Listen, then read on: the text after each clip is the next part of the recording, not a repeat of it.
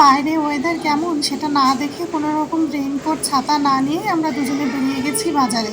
অবশেষে কি ভিজে কাদা মেখে তারপর ঘরে ফিরতে হলো।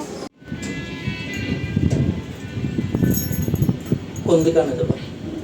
চলো যেখানে একটাই গেলি কৃষ্ণনগরে নেবো হচ্ছে মুড়ি আলু আর আলু? হ্যাঁ আলু চিনি ছোটোখাটো দু একটা জিনিস। তাহলে ওই দোকানে চলে যাবেন, আমি তেল ভরতে যাবো। প্রথমেই শুনলে আজ এত বৃষ্টি হয়েছে যে বাইরে বেরিয়েও খুব সমস্যায় পড়েছি। ছাতা রেইনকোট কোনোটাই নেওয়া হয়নি, ওই কারণে একটু ভিজে ভিজে সব বাজার করতে হয়েছে। তো বাইরে সিচুয়েশান এমন ছিল যে কোনো রকমভাবে ভিডিও করতে পারিনি। আর এখন দেখো ডাইরেক্ট ঘরে চলে এসেছি। আর আসার পথে এই যে ভেজ মাঞ্চুরিয়ান নিয়ে আসা হয়েছে, এটা মণ্ডল মশাই রাতে রুটির সাথে খেতে পারবে। আর তাছাড়া এটা আমারও খুব পছন্দের। একমাত্র এই একটা খাবারই জানো তো গুজরাটে আসার পর আমার ভালো লেগেছে। এখানে স্ন্যাক্স আইটেম খুবই কম পাওয়া যায়। সিঙ্গাড়া আর ফুচকা এই দুটো জিনিসই স্ন্যাক্স আইটেম হিসাবে পাওয়া যায়, আর বাকিটা সব হচ্ছে ডিনার আইটেম। তো দুটোর একটাও আমার ভালো লাগে না, কারণ কলকাতার মতো টেস্ট না। আর কিছু খেতে চাইলে বারবার তোমাকে এই একটা জিনিসই নিতে হবে বাইরে থেকে, না হলে যা ইচ্ছে হবে ঘরে বানিয়ে খাও। তো কি করব, এই যে নিয়ে আসলাম। আর এখন হচ্ছে একটা মুখে দিয়ে আমার ভালো লাগে খুব, কারণ এই খাবারটা জানো তো একটা বাঙালির হাতে তৈরি। ছেলেটার বাড়ি হচ্ছে নবদ্বীপে, কয়েকবার যেতে যেতে কথা হয়েছিল, তো তখন আর কি পরিচয় হয়েছে। এই দোকানটা হচ্ছে আমাদের সামনে যে সোসাইটি আছে স্প্রিং সিটি, তো স্প্রিং সিটির সামনে এই দোকানটা। তো সেখান থেকেই আমরা নিয়েছি। আর এখন ওই যে রুটি বানিয়ে নিলাম, তারপর হচ্ছে মণ্ডল মাসের অফিস টাইম হয়ে গেছে, ওকে টিফিন প্যাক করে দিয়ে আমি সন্ধ্যা পুজো দিয়ে নিয়েছি। এখন বাজে ওই যে 8:35 এরকম হবে।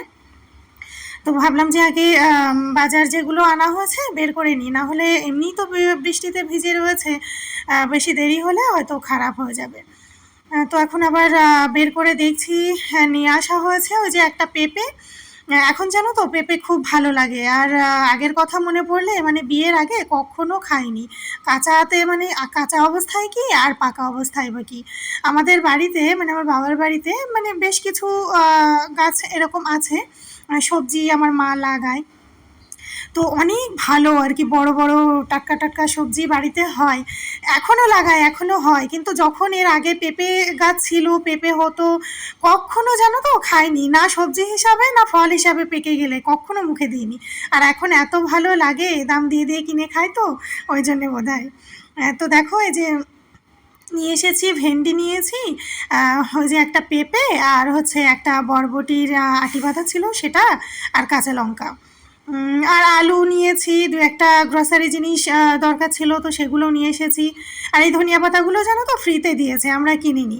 কারণ এই যে একটা দোকান থেকে কন্টিনিউ নিতে থাকলে তো এই নিয়ে ওই যে চেনা পরিচিত হয়ে গেলে যা হয়, তো একটু বেশি টাকার জিনিস নিলে উনি দিয়ে দেয় আর কি।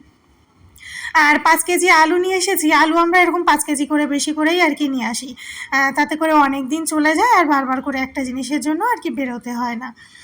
লাল আলু নিয়ে এসেছি, কারণ সাদা আলুগুলো যে কী পরিমাণ মিষ্টি লাগছে, আর সবজিতে সব তরকারিতে তো আর মিষ্টি মিষ্টি ভালো লাগে না বলো, বিশেষ করে মাছের ঝোলগুলোতে তো কেমন যেন লাগছে খেতে। তো ভাবলাম যে না, আর সাদা আলু নেওয়া যাবে না। এই প্রত্যেক বছর বর্ষার সময়তে এরকম অবস্থা হয়। এইগুলো যদিও সাদা আলু থেকে দাম অনেক বেশি নিয়েছে, তবু কী করার, এটাই নিয়ে আসা হয়েছে। আর ওই যে গ্রসারি বলতে একটা মুড়ির প্যাকেট, দুটো গ্যাস লাইট, ওটা যদিও ঠাকুর ঘরে প্রয়োজন হয়, ওই জন্য আর কি ওইভাবে রেখেছি। আর এই যে চিড়ে, মসুর ডাল, ছোলার ডাল, বাদাম, লিকুইড ওয়াশ, এরকমই আর কি টুকিটাকি কিছু। তো আমি তো বাজারগুলো বের করব, আর ভাবলাম যে বাইরে তোমাদের সাথে কিছুই ভিডিও করতে পারিনি, তো এইগুলো তোমাদের সাথে একটু শেয়ার করলাম। তো আজকে আমার এই ছোট্ট ব্লগটা কেমন লাগলো তোমাদের অবশ্যই কমেন্ট করে জানিও। ভালো লাগলে একটা লাইক করে দিও। দেখা হচ্ছে নেক্সট একটা সুন্দর ভিডিওর সাথে। ততক্ষণ পর্যন্ত তোমরা সবাই খুব ভালো থেকো, সুস্থ থেকো। Good night.